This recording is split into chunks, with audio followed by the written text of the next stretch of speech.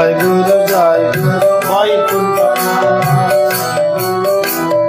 जय जगन्नाथ जय गुरु वैकुंठ जय गुरु जय जगन्नाथ जय गुरु वैकुंठ हरे कृष्ण कृष्ण हरे हरे हरे राम राम राम हरे हरे हरे कृष्ण कृष्ण कृष्ण हरे हरे हरे राम राम राम हरे भगवान निताई गौ राधे हरे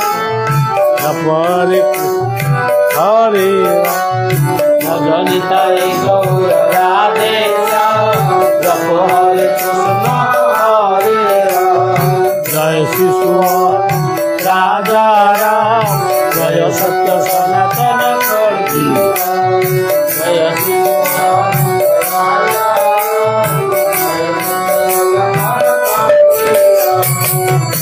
जय गुरु जय गुरु जय गुरु जय जय गुरु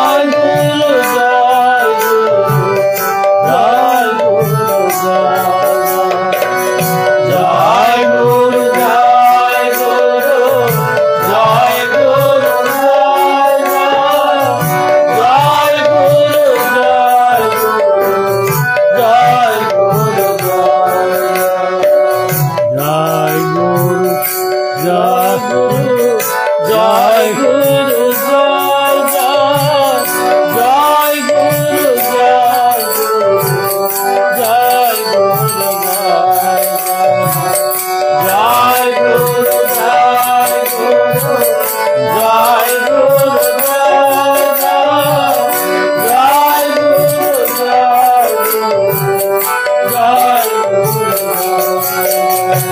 जय गुरु जय जगन्नाथ जय गुरु जय वैकुंठ जय गुरु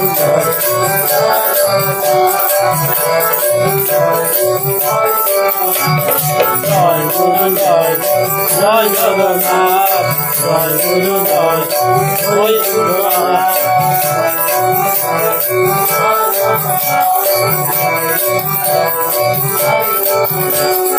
राधे राधे राधे राधे राधे राधे राधे राधे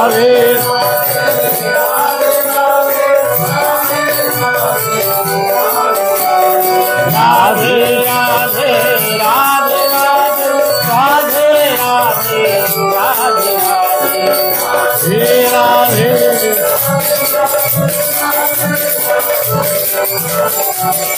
हरि बोल हरि बोल हरि बोल हरि बोल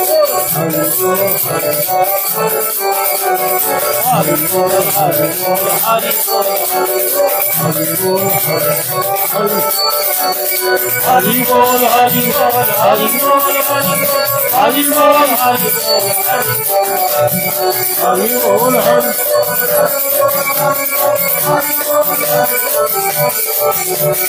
हरि बोल हरि बोल हरि बोल हरि बोल हरि बोल हरि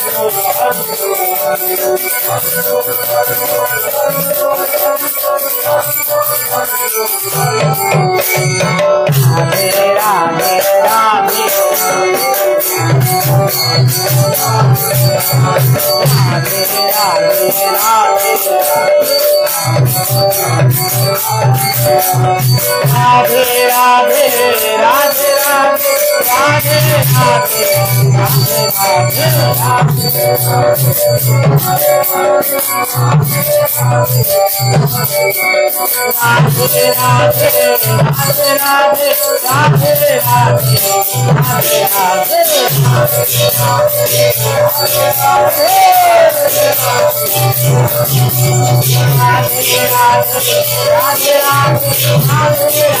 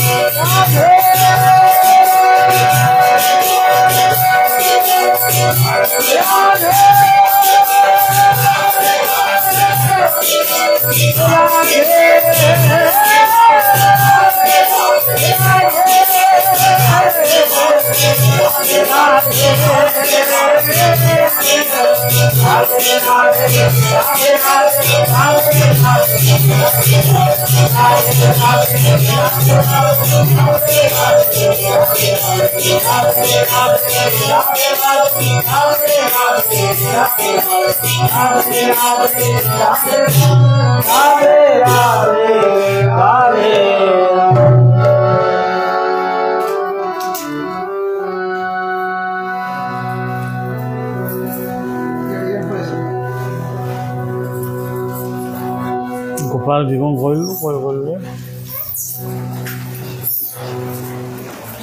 কন্টে ক এটা বুঝলি কথা সেটি ভাষা বাসি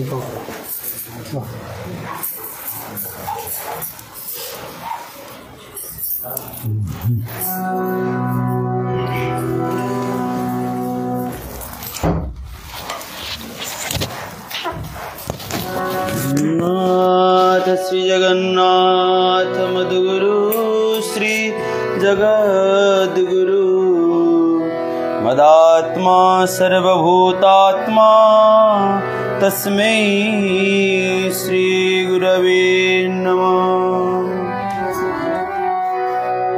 गुरु कृपा ही केवलम् गुरु कृपा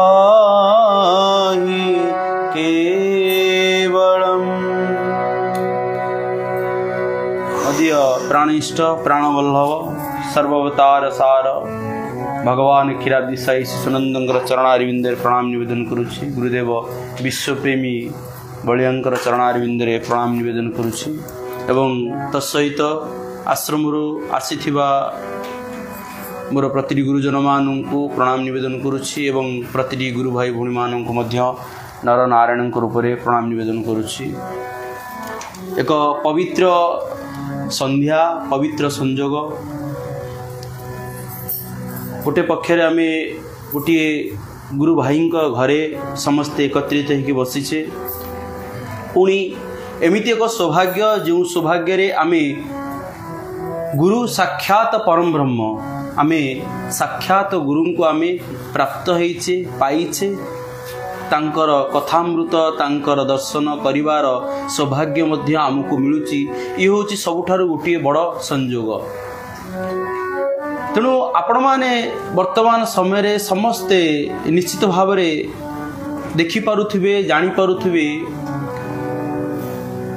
गोटे पक्षरे वर्तमान पड़ी अमृत स्नान आमे समस्ते जो कहूचे कि त्रिवेणी स्नान करने समस्ते जाउछंती किंतु ए त्रिवेणी संगम रे आपण शुणुथिबे गंगा अच्छंती जमुना अच्छंती एवं सरस्वती अच्छंती समस्ते गंगा को एवं जमुना को दर्शन करुचंती किंतु सरस्वती की नदी की केही दर्शन करि पारु नांती। किंतु भागवत रे वर्णना अछि कि भागवत रे व्यासदेव जेतेबेले भागवत लिखिले से नदी थिला सरस्वती नदी कूल रे भागवत लिखिथिले एवं सरस्वती नदी कूल रे भागवत लिखिथिले कथा हमें समस्ते भागवत रु मध्य पढ़ीचे। किंतु आउ गोटे कथा आपण माने निहाती भाव में जानिबा उचित जेतेबेले द्वारकारु बलराम भगवान बलरामंकर अवतार कथा जेतेबेले वर्णना होइछि सेतेबेले भगवान निजे बलराम द्वारकारु सरस्वती नदी कूल गोपपुर को आसी माने तांका जन्मभूमि को बुलिया सरस्वती नदी कूल बाट देके आसी आमे जिते गुरुंकर दर्शन करुचे गुरुंकर कथा शुणुचे आमे निश्चित भाव भावुवा जे आमे तो समस्ते आमे गुरुंक पाखक जाऊँ हेले बेले बेले आम पाखरे गुरु मध्य आसिकी पहुँची जाउछंती एवं ए पहुँचबार कारण कौन रही गुरु केतेबेले आसिकी पहुँचती एवं कहीं पहुँचती एवं किभली पहुँचती आउ यही संजोग होची बाबा गोटे सुंदर गीतटी लिखिथिले से गीतटी थिला सकल तीर्थर तीर्थ तुमे गो त्रिवेणी गंगा धारा सकल तीर्थर तीर्थ तुमे गो त्रिवेणी गंगा धारा त्रिवेणी गंगा गोटे गोटे जो महाकुंभ पड़ी एटी त्रिवेणी गंगार धारा गंगा जमुना सरस्वती आउ जोटी गुरु पहुंची जाती सेठी ही त्रिवेणी गंगार धारा हो जाए कौन कौन ना गोटे पक्षरे गुरु रुहंती गोटे पक्षरे शिष्य माने रुहंती आउ गोटे पक्षरे जो सरस्वती नदी देखा हुंती नहीं गुप्तरे प्रभावित होती सी किए नाम इष्ट देव जहाँ को आमे सबुबले सुप्तरे उपलब्धि करुचे से कहुची गुरु गोविंद दिय मन गमिब वैकुंठ भुवन तो यही एक परिस्थिति भितरे राजा परीक्षित जितेबाला निज परिवार निजर गृह सबकिछि परित्याग करदेकी गंगा नदी कूल बसी देखंतु भगवान कृष्ण लीला करिसंती जमुना नदी कूल व्यास जितेबाला भागवत लिखिसंती से लिखिसंती सरस्वती नदी कूल आउ गंगा नदी कूल भागवत शुणुछंती भागवत कहउछंती एटी किए कहिबे देखंतु जितेबाला जणे शिष्य ता भितर व्याकुलता सृष्टि होती ता भितर आनंद सृष्टि होची दुख सृष्टि होची जितेबाला व्याकुलता गोटे दुखरे परिणत हो जितेबाला अति आकर्षण भाव आसी जाए सेतेबाला गुरु आसंती पाखकू पलि आसंती कहीं ना जितेबाला गंगा नदी कूल बसिकी ध्यान स्तरे मन दुख करिकी राजा परीक्षित चिंता करुचंती मते किए 7 दिन भितर मुक्ति दे पारिबो कारण संसार रे हमको अनेक साधना करने पड़े अनेक जप तप ये सब करने पड़े किंतु जितेबाला गुरु आम पाखरे पहुँची जाती सेतेबाला आमर साधना आमर जीवन सेतेबाला सरल हो जाए आ जीवन सबुबले जटिलमय आउ जीवन सबुबले अंधकारमय भितरे आगू चले आउ ए अंधकार भितरे जटिलमय जीवन भितरे आ गुरु आसिकी पहुँचती केतेबेले ना जितेबाला आम भितर व्याकुलता सृष्टि हुए जमीती आमर एठी पंडा बाबू घर आमे बहुत थर आमे आसीचु कहीं ना तांका भितर जितेबाला आसु सेतेबाला आमे उपलब्धि करचु सेही व्याकुलता सेही भल पाइबा एवं जितेबाला भी से आश्रम को जाती कहते बाबा टिके आम घर टिके पाद पकेबे बाबा कहते अरे कौन मु बलिया जाइथिला एबे जीव ना बाबा का घर ये बाबा ये तो आपणकर घर आपण ही जीवे ए जो समर्पण भाव ये जो प्रेम भाव ये जो गोपी भाव आउ यही भाव जितेबाला सृष्टि हुए ना से दिन राजा परीक्षित जीवन सृष्टि होता केतेबेले ना जितेबेले से घर द्वार सबकि राज माने राजा आसन सबकि छाड़ी देके आसिकी गंगा नदी कूल बसी गंगा कौन ना पवित्र जोटी स्नान कले आमे पवित्र हो जाऊ आम मन जितेबाला पवित्र भावनार गोटे आसन आमे बसबू गोटे जगार रहिबू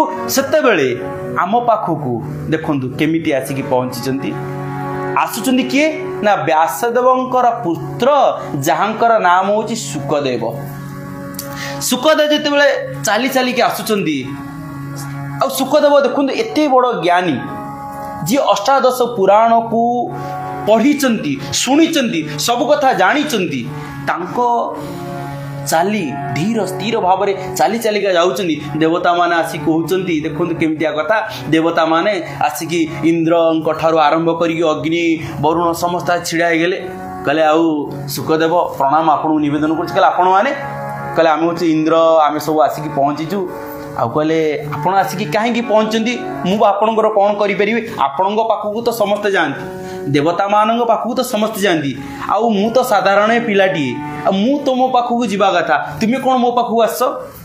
କହିଲେ ତୁମେ କୁଆଡ଼େ ଯାଉଛ ଆପଣ ଜାଣିଛନ୍ତି ତ? କହିଲେ ହଁ, ମୁଁ ମୋର ଶିଷ୍ୟ ପାଖକୁ ମୁଁ ଯାଉଛି, ଯାହାଙ୍କର ନାମ ହେଉଛି ପରୀକ୍ଷିତ।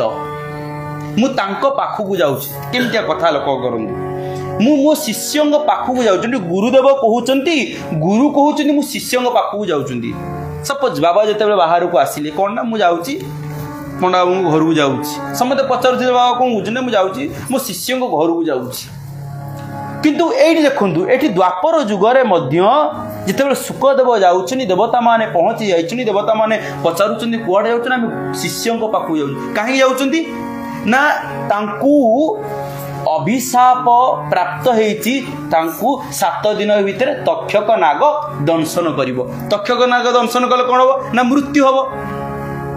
ଦେବତାମାନେ କହୁଛନ୍ତି ଯେ 7 ଦିନ ଭିତରେ ତକ୍ଷକ ନାଗ ଦଂଶନ କରି ମୃତ୍ୟୁ ହବ, ତାର ମୃତ୍ୟୁ ହେଇଯିବ। ତେଣୁକରି ଆମେ ଆଣିଛୁ ଅମୃତ ଭାଣ୍ଡ, ଆଉ ଏ ଅମୃତକୁ ନେଇଗଲେ ଆପଣ ଦେଇଦେଲେ ସେ ମୁକ୍ତି ପାଇଯିବେ।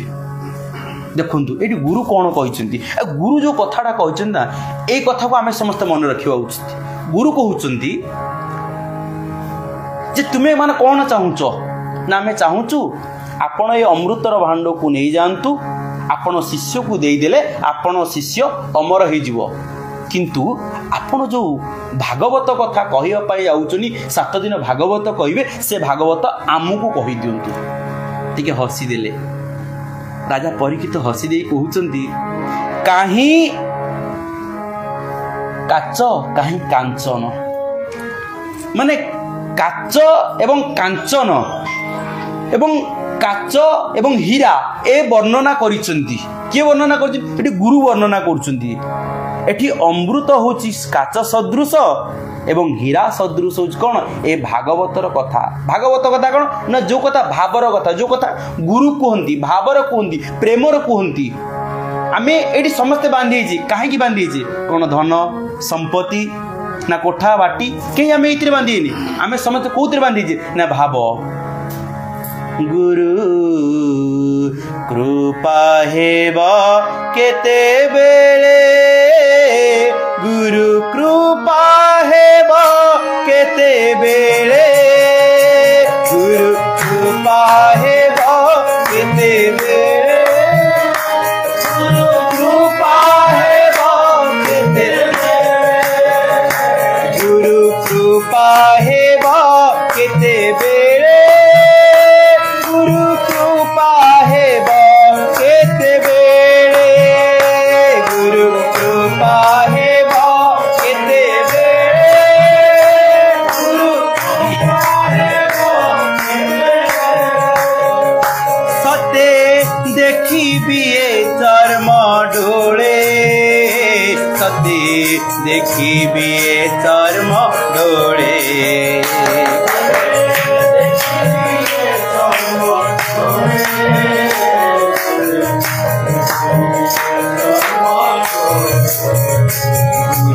କୃପା ହେବ କେତେବେଳେ, ଗୁରୁ କୃପା ହେବ କେତେବେଳେ, ଗୁରୁ କୃପା ହେବ କେତେବେଳେ, ଗୁରୁ କୃପା ହେବ କେତେବେଳେ। ଗଙ୍ଗା ନଦୀ କୂଳରେ ରାଜା ପରୀକ୍ଷିତ ଅପେକ୍ଷିତ ହେଇକି ବସିଛନ୍ତି। ରାଜା ପରୀକ୍ଷିତ ଅପେକ୍ଷିତ ହେଇକି ବସିଛନ୍ତି ଏବଂ ତାଙ୍କ ମନ ଭିତରେ ଗୁରୁଙ୍କ ପ୍ରତି ବ୍ୟାକୁଳତା ରହିଛି। ଆଉ କୋଉଠି ବସିଛନ୍ତି? ନା ଗଙ୍ଗା ନଦୀ କୂଳରେ ବସିଛନ୍ତି। ମୋ ପ୍ରତି ଗୁରୁଦେବଙ୍କର କେତେବେଳେ କୃପା ହେବ ଏବଂ ମୁଁ ଗୁରୁଙ୍କର ଦର୍ଶନ କରିବି। ଆଉ ଏପଟେ ନିଜେ ଗୁରୁଦେବ ବୁଝେଇ ଦେଉଛନ୍ତି ଦେବତା ମାନଙ୍କୁ ଯେ ଆବଶ୍ୟକତା ନାହିଁ, ତୁମମାନଙ୍କ ପାଇଁ ଆବଶ୍ୟକତା ନାହିଁ ଭାଗବତ କଥା। ତୁମେ ମାନେ ତୁମର ଏ ଅମୃତକୁ ଧରିକି ତୁମେ ଯାଅ ଅମର ହୁଅ, କିନ୍ତୁ ମୋ ଶିଷ୍ୟ ପାଇଁ ଆବଶ୍ୟକତା ଅଛି ଗୋଟିଏ କଥା, ସିଏ ହେଉଛି ଭାଗବତ କଥା, ମାନେ ଭାବର ପ୍ରେମର କଥା। ଯଦି ଆମେ ଏଇଠି ବସିଛେ, ଆମେ ଏକତ୍ରିତ ହେଇଛେ, ଆମ ଭିତରେ ଭାବ ନ ରହିବ, ପ୍ରେମ ନ ରହିବ, ମଧୁର ବିନୟ ବଚନ ନ ରହିବ, तेबे आमे जेते धनी हेतिले जेते मानी हेतिले जेते ज्ञानी गुणी हेतिले मध्य आमको केही पसंद करिवे नाही। बोल आनंद कवार। तेणु एठी निजे गुरुदेव देवता मानू बुझेले एवं देवता मानू बुझे देकी गुरुदेव कौन कले ना सुखदेव आसिकी पहुँची गले गंगा नदी कूल एवं सुखदेव जेतेबेले गंगा नदी कूल पहुँची जाइछंती राजा परीक्षित पाखरे समस्ते अनेक ज्ञानी गुणी माने थिले। समस्ते पचारुचंदी ए आसन काहेकि पका जाइछि आमे तो जानिनु किंतु राजा परीक्षित जानिचंती। आ राजा परीक्षित जेतेबेले गुरुदेवों आगे हाथ जोड़ुचंदी कहीं ना आम जीवन में जितेबाला विपद आसे आम जीवन में जितेबाला किसी गोटे समस्या आसिक पहुँची जाए ना से समय आम जीवन पाई गुरुदेवंकर प्रतिटी कथा प्रतिटी वार्ता आमको शक्ति जोगाए निरुत्साहित करेनि। गुरुदेवंकर वार्ता गुरुदेवंकर कथा आमको उत्साहित करे। तेणु एठी शिष्य परीक्षित बहुत खुशी हो जाइछंती हाथ जोड़ी देइछंती कांदी पकई कहते गुरुदेव मुझे मु संसारिक जीवन रे जंजालमय जीवन रे मु 7 दिन भितर केमिति मुक्ति पाइबी मते किए मुक्ति देव से मु व्याकुल थी किंतु आपण जितेबाला पहुँची जाइछंती सेतेबाला मोर विश्वास अछि मु निश्चित भाव में मुक्ति पाइबी कहीं भागवत कहउछंती कौन शरण निय मोर पादे नडर विषया विषादे शरण निय मोर पादे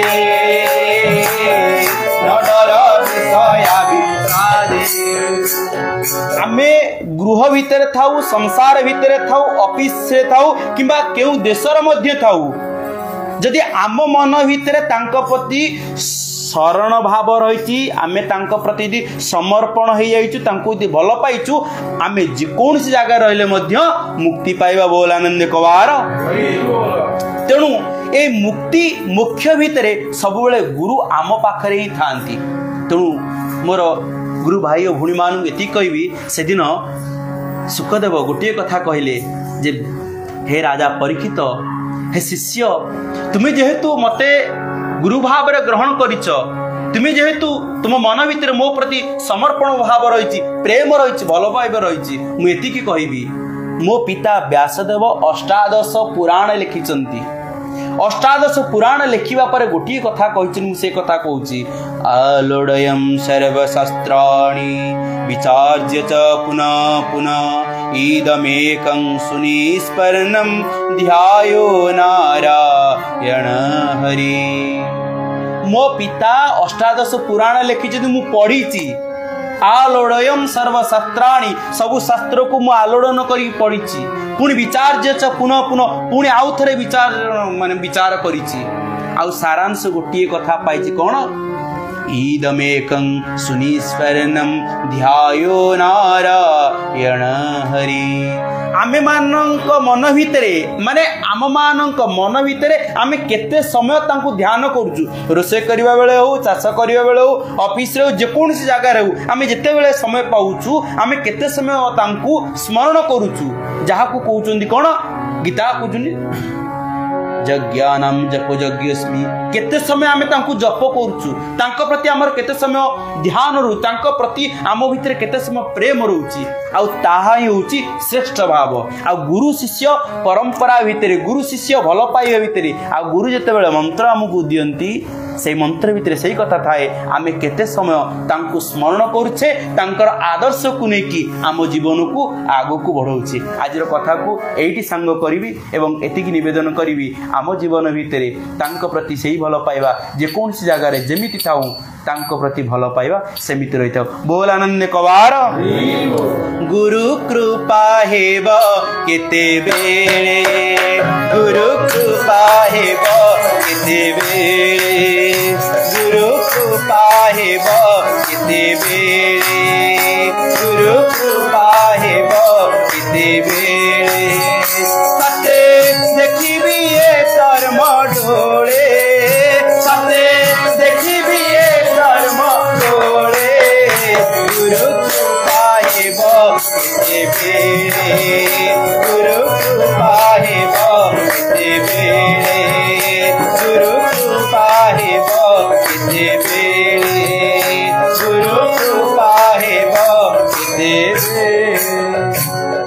श्री गुरु प्रेमानंद निताय गुरु हरि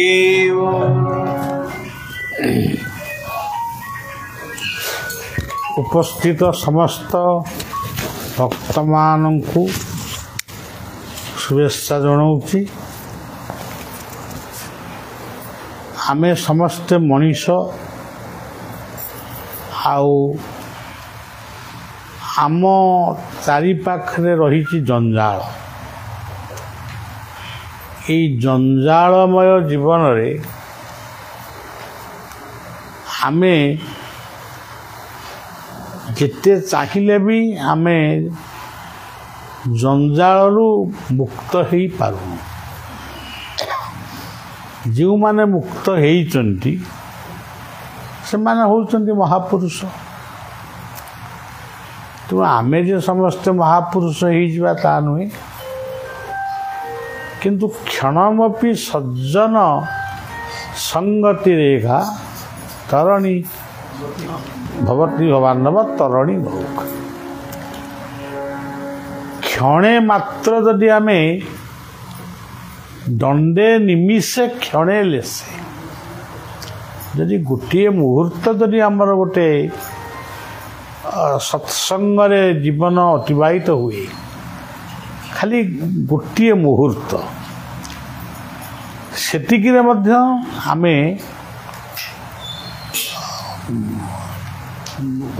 भगवत संधान बा भगवत कृपा लाभ कर खाली अल्प समय।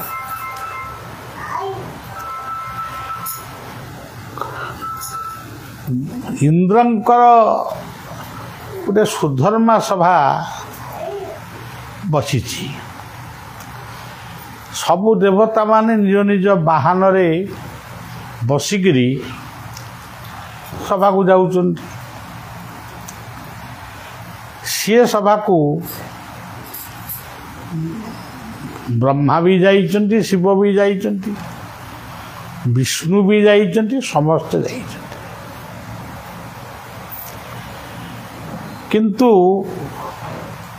बाहन माने सी सब बाहर बसी जमती आम एटी बहीचु, आम गाड़ी रास्ता उपर ठिया हम कथा सेमती। गरुड़ बसी विष्णुंकर बाहन गरुड़। गरुड़ कहले गोटे पक्षी, ये गोटे अर्थ। पक्षी को गोटे बाहन कले कहीं तार उद्देश्य होची पक्षी जगत को रक्षा करने पाई गरुड़ पक्षी को से बाहन कले।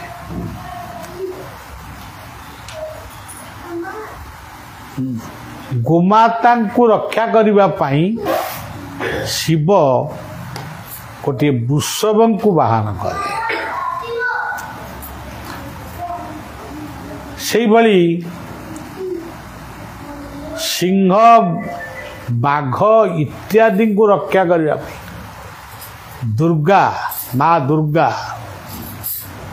से सिंह बाहिनी हेले आ बाघ को मध्य वाहन रूप में व्यवहार कले। तेणु आमे सबू ये वाहन मान कथा को ठीक भाव में बुझीनु।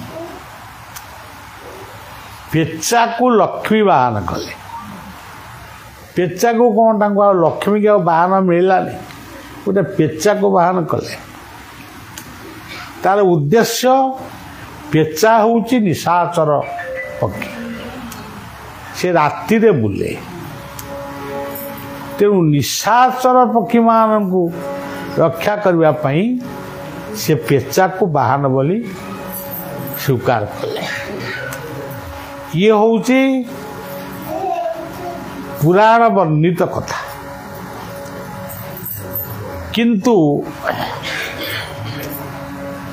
तत्व होची आ गोटे जगह।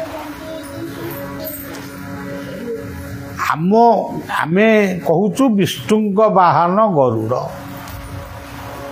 तार प्रकृत तत्व होची गरुड़ पक्षी नुहे,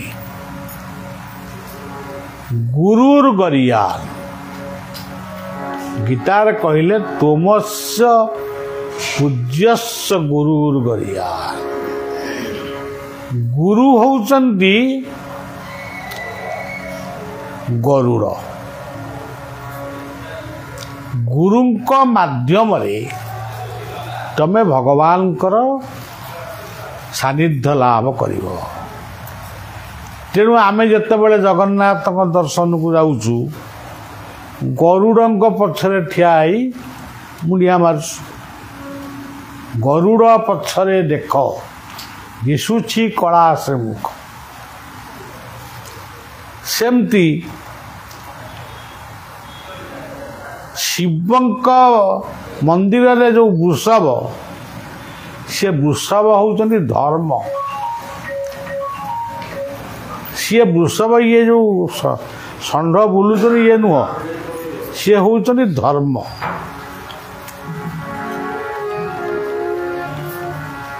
जो धर्म को नहीं आपण माने एठी बसचंती एठी गोटे व्यक्तिगत गृहस्थ आश्रम रे ये पवित्र संध्यारे आपण माने एकत्रित होइचंती काहीकि केवल धर्म बा स्वधर्म को जानिबा पे धर्म एक पोत गढ़ी छंती विधि तरीबा को यही संसार बारी सेमती दुर्गा बाहन कर सिंह सिंह कौन अहंकार ये जो अहंकार भितर मनीष अच्छी बाघ किए हिंसा ये हिंसा अहंकार ये दुईटी को दमन करने पाई से दुर्गा से बाघ आउ सिंह को बाहन कर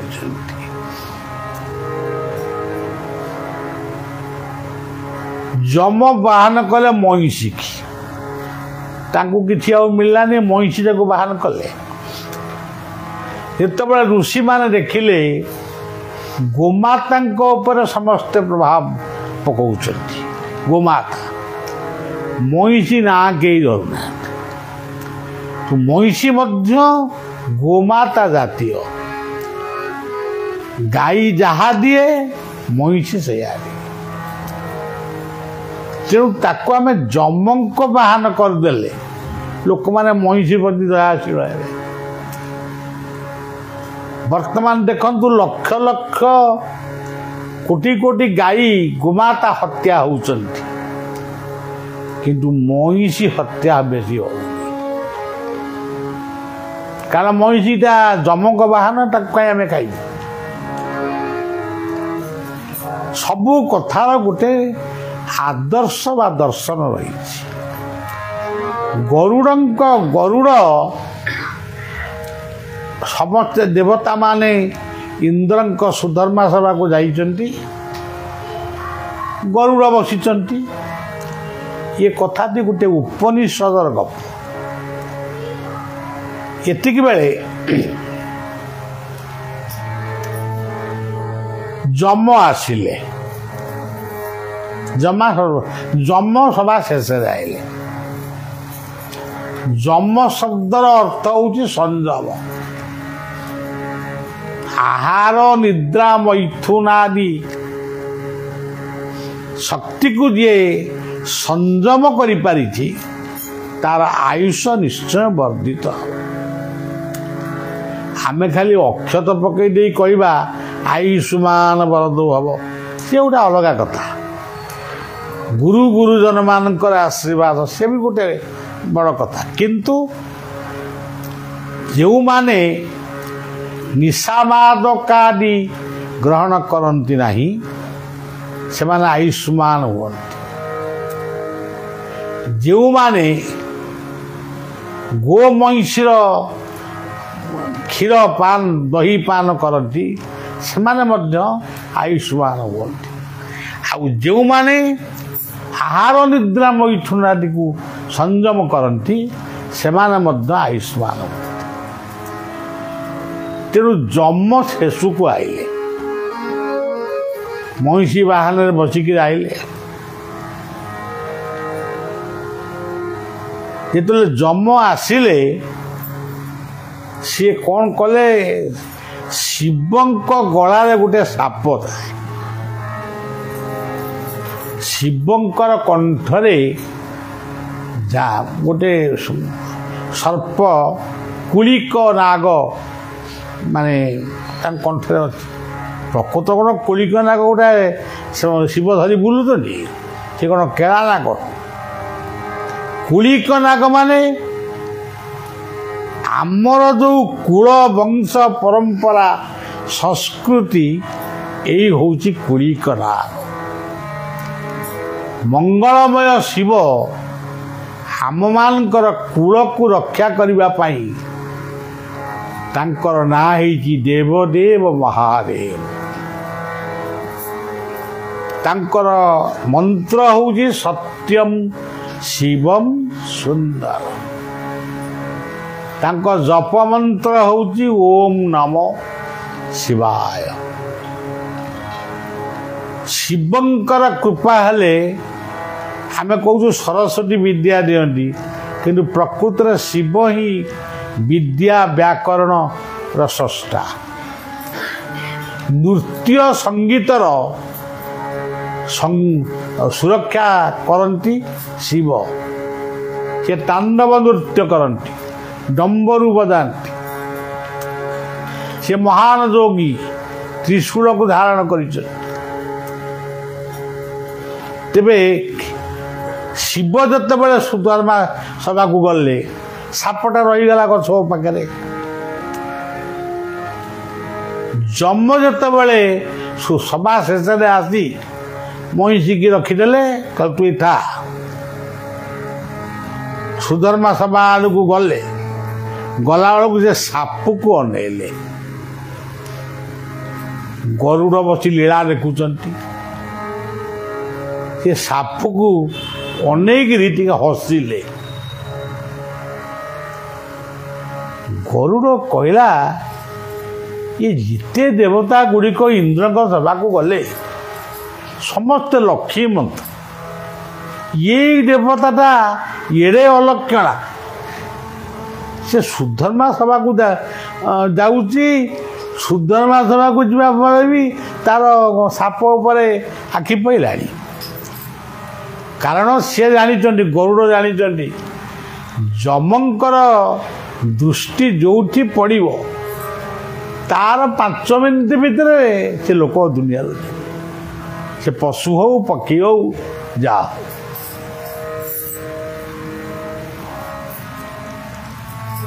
ଏଇ ଦେଖନ୍ତୁ ଆଜିର ସମ୍ବାଦ, ଆମ ପାଇଁ ଗୋଟେ ସମ୍ବାଦ ଆସିଲା, ଅମୁକ ଲୋକ ଚାଲିଗଲା। ସେ କାଳେ ପ୍ରୟାଗ ତୀର୍ଥକୁ ଯାଇଥିଲା ବୁଡ଼ ପକେଇବା ପାଇଁ। ବୁଡ଼ ପକେଇକିରି ଆସିକିରି ପରିବାର ସହିତ ବସିଲା। କାଲି ରାତି 12ଟା ପର୍ଯ୍ୟନ୍ତ ଗପିଲା। କ'ଣ ନା, ଆମେ ଟିକେ ଜଗନ୍ନାଥଙ୍କ ଦର୍ଶନକୁ ଯିବା, ତାପରେ ଗୁରୁତୀର୍ଥକୁ ଯିବା, ଆଶ୍ରମରେ କିଛି ଦିନ କଟେଇବା। ଆଜି ସକାଳୁ ଲାଟ୍ରିନ୍ ଫାଟ୍ରିନ୍ ଯାଇ ଆସି ଚାହା ଟିକେ ପିଇଲା, କହିଲା ମୋ ଦେହ କ'ଣ ହେଇଯାଉଛି, ତାପରେ ଗଲା। ଖବର ଆସି ପହଞ୍ଚିଲା, ସିଏ ଆଉ ଦୁନିଆରେ ନାହିଁ। ତାର ସ୍ତ୍ରୀ, ତାର ପିଲାମାନେ ବ୍ୟସ୍ତ।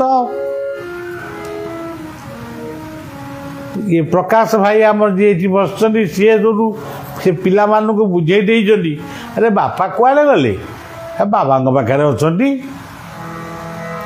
ସିଏ ତାଙ୍କର ସେଇ କଥାକୁ ବୁଝିକିରି, ବାପା ଆମର ତ ବାବାଙ୍କ ପାଖରେ ଅଛନ୍ତି, ଆଉ ଆମେ କାହିଁ କାନ୍ଦିବୁ। ତାଙ୍କ ମମି ବା ତାଙ୍କର ଯେଉଁ ମା ତାଙ୍କୁ ବୁଝେଇ ଦେଇଛନ୍ତି। ଆଉ ଆମର ବିଶ୍ୱଗୁରୁ ବାୟା ଲେଖିଛନ୍ତି ଗୋଟେ ଭଲ ପଦ, ଆପେ ଆପଣାକୁ ଚିହ୍ନିଲେ ତୁଟି जाए अड़ुआ आपे आपना को चिन्हिण हेला बाइया सीना आपे आपना को आमे जेते बईचे आमे आगे निजको जदि जानिबा ताले जगत को जानिबार किसी असुविधा आमे सब जानबा बेले बेले भावे अमुक लोक हाणी देला ये कथा तो मु शुणे मु गोटे कथा भावे से हाणिला केमी ताकू जदि गोटे छुंची आघात हुए टिके रक्त बाहर ओहो आहा हुए से लोक कौन बुझी पारानी मुझे हाणीदेवी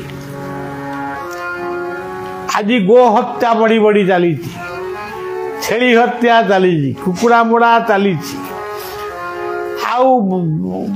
मृग हरिण बारा ये सब वंशांकर लोप पाइला जलचर प्राणी मान आउ प्राय नहांती सी भी गले सब किए नेला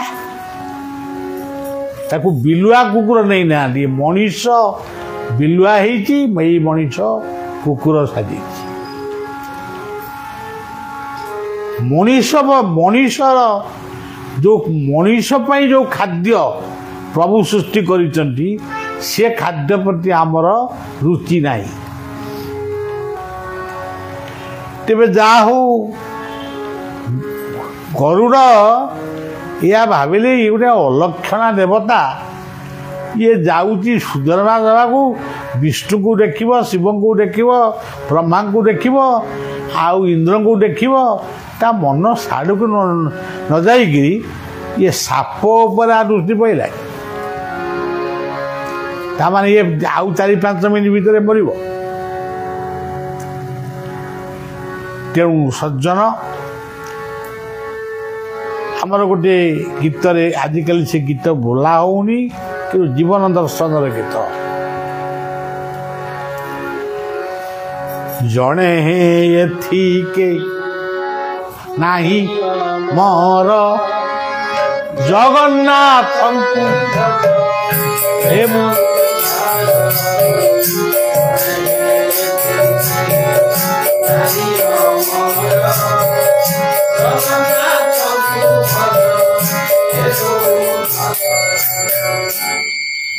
तार ऊपर पद हूँ जम जे न जाए बाड़ू तो जुबा जीवू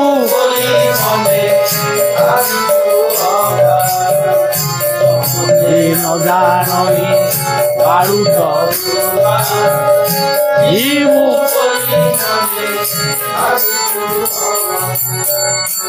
घर बोलियर जीत जेते पद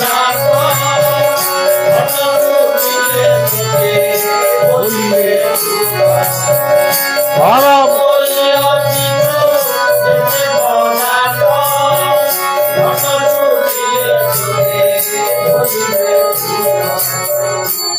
घर किड़ाऊ हेली बंधु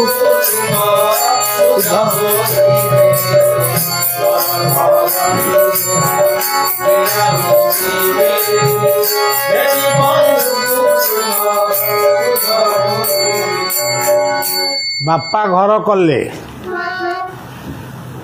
कोठा कले जमी किणिले सबू पुओ बोहू ना टंका 5 लाख 3 लाख सब रखीदे से जो एमती समय पड़ा निजे बीड़ी गोटे टाणिया पैसा नहीं जहाँ को मागिले भी सी दौना से बापा जो दिन दुनिया रू जीवे से पोड़ा हेबे तांकु पुणी शुद्ध हाँवाई माने बापा जे जन्म देइतिले ताको पई ये वंश जाक समस्त अणसुदिया हो गले सब अपवित्र हो गले ଏମାନେ ଠାକୁର ପୂଜା କରିବେ ନାହିଁ, ଠାକୁର ମନ୍ଦିରକୁ ଯାଇପାରିବେନି, ଭାତ ଡାଲି ତରକାରୀ ଖାଇବେନି, ହଳଦୀ ନ ପଡ଼ିବା ଡାଲମା ଟିକେ ଖାଆନ୍ତି। ବ୍ରହ୍ମପୁରରେ କ'ଣ ଅଛି ମୁଁ କହିପାରିବି, ଆମର ସେଇଆ ତାକୁ କହନ୍ତି ତିକ୍ତ। ଯାଇକିରି 10 ଦିନ ଟିକେ କ୍ଷୀର ବାର ହେଇ ଛୁଆଁଛୁଇଁ ହେବେ, 11 ଦିନ ବ୍ରାହ୍ମଣ ଭୋଜନ କରି ତାପରେ ଶୁଦ୍ଧ ହେଲେ। ଆଉ ଶୁଦ୍ଧ ସେଇଟା ନୁହେଁ, ସେଇଟା ବାହ୍ୟ। ଯେଉଁଠି ଅନ୍ତର ଶୁଦ୍ଧି ଅଛି, ଯେଉଁଠି ମନର ଶୁଦ୍ଧି ରହିଛି, ଯାହାର ଭାବ ଶୁଦ୍ଧି ରହିଛି, ସେଠି ଶୁଦ୍ଧଟା ଆପେ ଆପେ ଆସି ପହଞ୍ଚିବ। ତମେ ଶୁଦ୍ଧ କ'ଣ? ବାପା ମା ବଞ୍ଚିଥିଲା ବେଳେ ତମେ ତାଙ୍କୁ ଗୋଟେ ରସଗୋଲା ଦେଇପାରିଲନି, ମେଡିସିନ ଟିକେ ଠିକ ସମୟରେ ଦେଇପାରୁନା, ମରିଗଲା ପରେ ତମେ ବ୍ରାହ୍ମଣ ଭୋଜନୀ କରୁଛ, ଜ୍ଞାତି ବନ୍ଧୁ କୁଟୁମ୍ବକୁ ଖାଇବାକୁ ଦଉଛ। ଯେଉଁ ବାପା ତମ ପାଇଁ ନିଜେ ନ ଖାଇ ସଞ୍ଚୟ କରି ରଖିଥିଲା, ତାକୁ ତୁମେ କ'ଣ ଦେଇଛ? ତେଣୁ ଘର ବୋଲି ଅର୍ଜିଛ ଯେତେ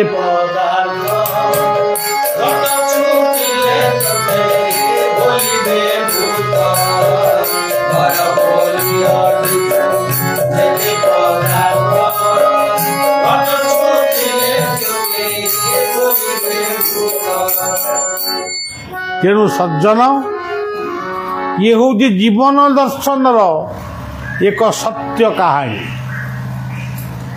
ସତ୍ୟ ଉପାଖ୍ୟାନ। ସମସ୍ତଙ୍କ ଜୀବନ ପାଇଁ ଏକଥା ଘଟିବ। ତେଣୁ ଆଜି ଗୋଟେ ମୋର ଗୋଟେ ଶିଷ୍ୟକୁ ଗୋଟେ ପଚାରୁଥିଲି, ସେ କହୁଥିଲା, ମୁଁ ତା ନାଁ ଧରୁନି, ବାପା ଶୁଦ୍ଧ ହେଲା, ବାପା ଚାଲିଗଲେ। ବାପା ଶୁଦ୍ଧ ହେଲା ହୋଟେଲରେ ସବୁ ବାପାଙ୍କର ଶୁଦ୍ଧ ଘର କରନ୍ତି। ବାପା ପରେ ମା ଚାଲିଗଲେ। ମା ଶୁଦ୍ଧ ଘରରେ ସବୁ ଯାକ କାମ, ଗୋଟିଏ ଟଙ୍କା ମଧ୍ୟ ଅନ୍ୟ ଯେଉଁ 2-3ଟି ଭାଇ ଅଛନ୍ତି, ଗୋଟିଏ ଟଙ୍କା ମଧ୍ୟ ସେ ଖର୍ଚ୍ଚ କରିଥାନ୍ତି। ଦେଖନ୍ତୁ ସଜ୍ଜନ, ସବୁ ଋଣ ଆମେ ଜୀବନରେ ସୁଝିପାରିବା, ମା ବାପାଙ୍କର ଋଣ ସୁଝିବା ବଡ଼ କଷ୍ଟ। ଯେଉଁମାନେ ସୁଝିଛନ୍ତି ସେଇମାନେ ହେଉଛନ୍ତି ପ୍ରକୃତ ମଣିଷ। ତେବେ ଆମେ ମଣିଷ ହେବା, କିନ୍ତୁ ଅମଣିଷ ହେଇଯାଉଛେ। ସଜ୍ଜନ ଯମ ହସି ଦେଇ ଚାଲିଗଲେ ଗରୁଡ଼ର। କ'ଣ ଇଏ କାହିଁକି ହସିଲା? ଇଏ ସାପଟା 5 ମିନିଟ୍ ଭିତରେ ମରିବ। ତାପରେ ଯମ ଫେରିଲେ, ସୁଧର୍ମା ସଭା ଭାଙ୍ଗିଲା, ଯିଏ ଆଗରେ ଆଇଥିଲେ ସେ ଆଗରେ ଗଲେ, କିନ୍ତୁ ବିଷ୍ଣୁ ଅଛନ୍ତି, ବ୍ରହ୍ମା ବିଷ୍ଣୁ ଶିବ ସେମିତିଆ ଭାଇ ସେ ନା, ଆଉ ଏବଂ ଆମରି ଭଳିଆ ଭାଇ ହେଇଛନ୍ତି, ହଣାହଣି କଟାକଟି ହେବେ ନା କ'ଣ? ମାଲି ମୋକଦ୍ଦମା ଲାଗିବ? ତିନି ଭାଇଙ୍କର ସମ୍ପର୍କ ଅତି ଘନିଷ୍ଠ।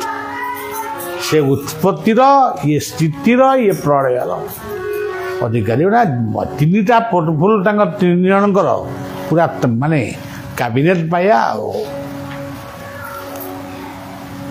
ଯେତେବେଳେ ଯମ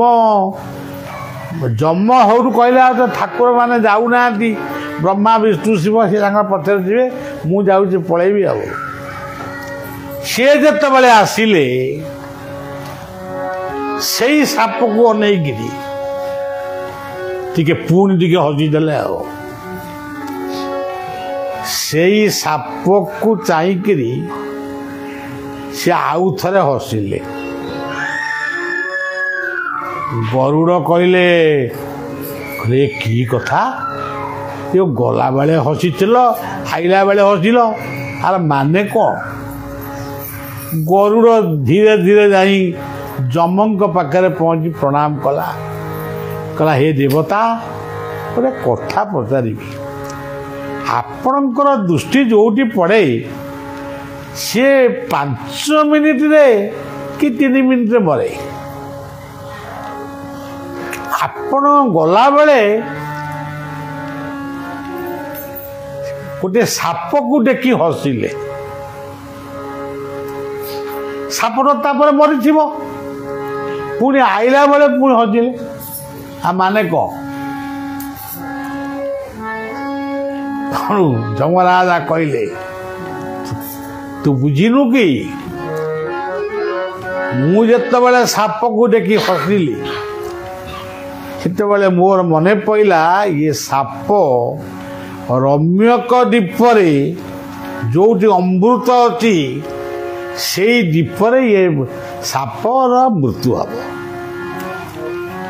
ମୁଁ ଭାବିଲି ଏଠୁ ରମ୍ୟକ ଦ୍ୱୀପ କେତେ 1000 କିଲୋମିଟର,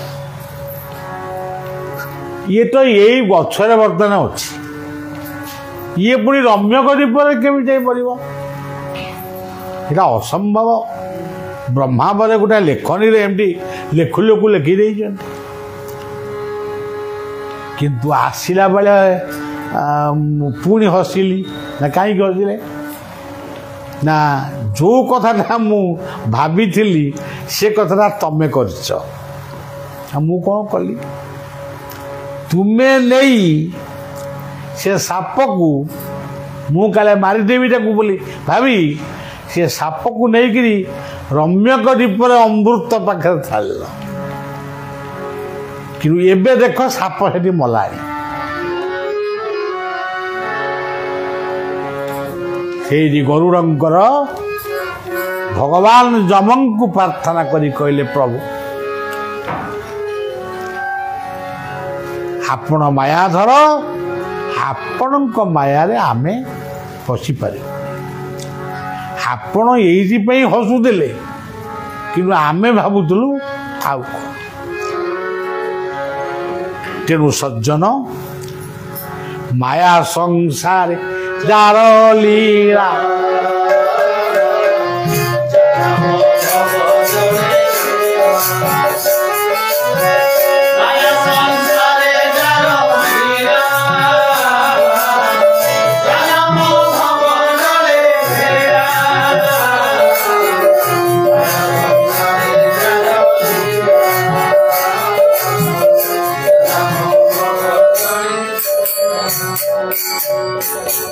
ଆହୁରି ଗୋଟେ ପଦ, କରୁଣା କଟାକ୍ଷ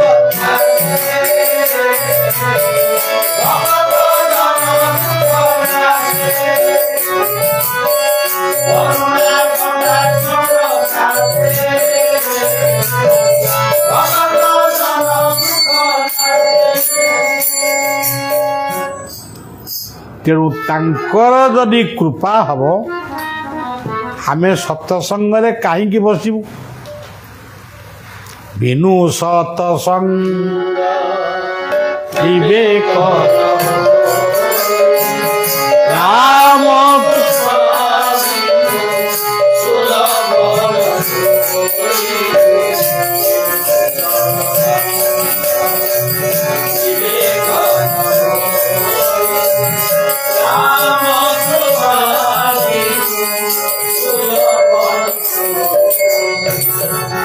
ଆମେ ସତସଙ୍ଗରେ ବସିଛୁ। କାହିଁକି ବସିଛୁ? କ'ଣ ପାଇଁ ବସିଛୁ? କ'ଣ ଅମରବର ଆମେ ପାଇପାରିବା? କିନ୍ତୁ ଆମେ ଗୋଟେ ଅମୃତର ସନ୍ଧାନରେ ଏଠି ବସିଛେ। ସେ ଅମୃତ ହେଉଛି କଥାମୃତ। ଗୀତାରେ ଲେଖା ହେଇଛନ୍ତି, ଅଦ୍ୱୈତାମୃତ ବର୍ଷିଣୀ ଭଗବତୀ ନମସ୍କାର।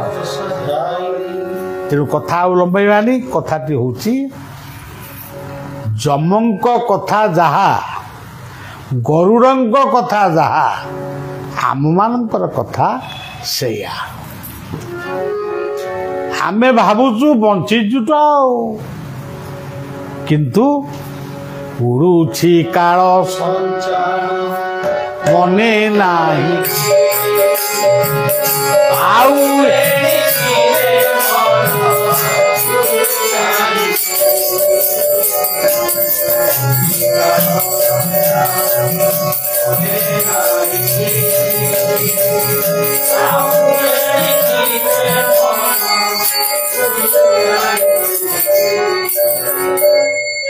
ତେଣୁ ମହାପୁରୁଷ ମାନେ ଆମକୁ ଏହା ଶିକ୍ଷା ଦେଇଯାଇଛନ୍ତି, ଏତେ କଥା ନାହିଁ। କ୍ଷଣମପି ସଜ୍ଜନ ସଙ୍ଗତି ରେଖା ଭବତ୍ନି ଭବାନବ ତରଣୀ। ଏଇ ଯେଉଁ ଗୋଟିଏ ମିନିଟ୍ ବା ଅଧଘଣ୍ଟା ଆମେ ଏଇଠି ବସିଲେ, ଇଏ କଥାଟାକୁ ଛୋଟ ବୋଲି ମନେ କରିବା ଉଚିତ ନୁହେଁ। ଇଏ ବହୁତ ବଡ଼ କଥା, ଆମ ଜୀବନ ପାଇଁ ବହୁତ ବଡ଼ ହେଇଗଲା। ବଳିଆର ବହୁତ ପ୍ରୋଗ୍ରାମ ସବୁଦିନ କହୁଛି। କାଲି ରାତି 12ଟା 8ଟା 9ଟା ବେଳେ ପହଞ୍ଚିକି ଆଜି ସକାଳୁ ଗଞ୍ଜା ଆସିଲି। ତା ପୂର୍ବ ଦିନ ଆଉ ଗୋଟେ ଜାଗାକୁ ଯାଇଥିଲି। ଏଇଠୁ ପୁଣି ଆହୁରି ମାନେ କେତେ ଆଡ଼େ ପ୍ରୋଗ୍ରାମ 3 ମାସ ପରେ ଫେରିଲି। ତଣ୍ଟି ଫଣ୍ଟି ସବୁ ଦରଜ ହେଇଯାଉଛି। ବେଳେବେଳେ ବିରକ୍ତ ଲାଗୁଛି, ଏହା କେଉଁ ନାହିଁ କେଉଁ ଲୁଚିକିରି ବସିବା। କିନ୍ତୁ ଏତିକି ଭାବେ ଜୀବନରେ ଏଇଟା ସୁଯୋଗ, ମୋ ଜୀବନ ପାଇଁ ସୁଯୋଗ। ମୁଁ ପ୍ରତ୍ୟେକ ଦିନ କିଛି ଭକ୍ତଙ୍କୁ ଦେଖୁଛି, ଆଉ କିଛି ଭକ୍ତ ମୋତେ ଦେଖିବା ପାଇଁ ବ୍ୟସ୍ତ। ମୁଁ ଭକ୍ତମାନଙ୍କୁ ଭେଟିବା ପାଇଁ ମୁଁ ମଧ୍ୟ ବ୍ୟସ୍ତ। ଏଇ ଯେଉଁ ଭାବନା, ଏତିକି ହେଉଛି ଲାଭ। ଆଉ ସବୁ ବରଫ ଭଳିଆ ମିଳେଇଯିବ।